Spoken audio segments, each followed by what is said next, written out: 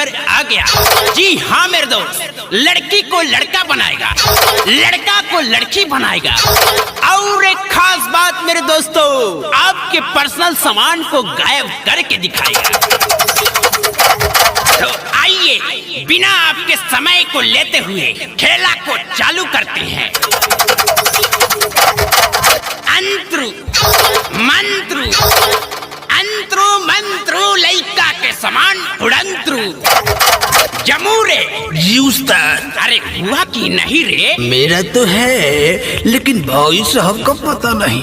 अरे अरे अरे दादा हो, साला हमार सामान बिलवा देलस, साला हमार ऑटो लेलस, चौरो लेलस और सामानो गायब कर देलस।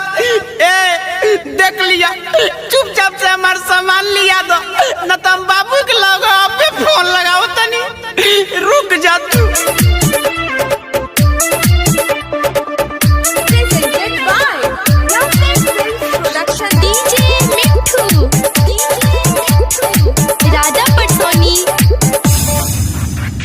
कौन साला मंतर मारती हली, देह के नरजी झारती हली। अरे मरद से मौगा बना देले बा। अरे कौन साला मंतर मारती हली, देह के नरजी झारती हली।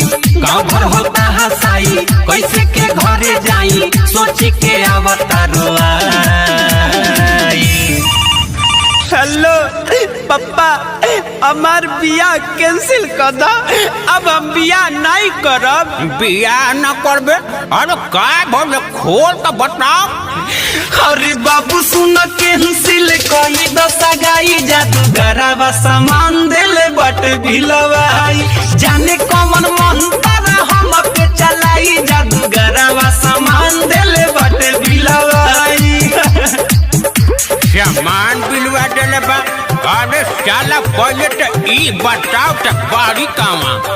बाक मार दे, आयरन या पीपर के गाछ लगे सर्कस देखेला। अरे साला डर है अपना माई से बतिया। हेलो हाँ, अरे हमर लाल बात करे कोइला सुना। अकोरे लाल बोला कोइला हतू, खाना वो भी ठीक से न खइला हतू।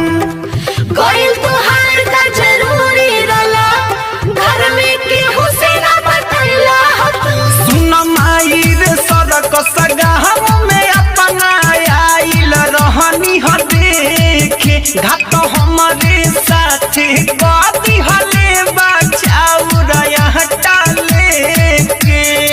जनती जे पहिले तो कबो ना आई रे, घर से निकल के रे माई। अरे कौन साला जादूगर रे? बात कराओ तो बात कराओ। लो हेलो, अरे साला जादूगर, चुपचाप से हमला लड़का के सामान वापस लिया दे, ना तो साले है गोजी लेके आवत नहीं, मुंह पे डाल के साला गांड पे निकाल दे। अरे बाबू सुन कैंसिल कई दशा गाई, जादूगरवा सामान देले बट भिलवाई। जाने कौन मंत्र हम पे चलाई, जादूगरवा सामान देले बट भिलवाई। अरे हमर बाबू, अरे चुप रहो चुप रहो, हम अबे आवतानी। हमरा लाल के का हो गइल हो? डीजे मिठू, राजा पटसोनी। ए भुटलिया के पापा, हमरा के बाबू लग ले चली ना। आप सुन रहे हैं अमित पटेल की आवाज में। उल्पा माटी चढ़ई हनु हो, मंदिर के घंटा डोलई हनु हो। शादी ना होई तो बई के दो पाए बटोरे में थपड़ी बजई हनु हो।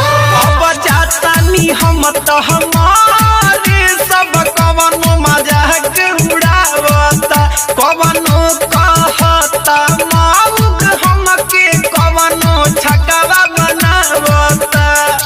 कवना जन्म के तू बदला ले तारी हमसे, जादूगर होई की कसाई।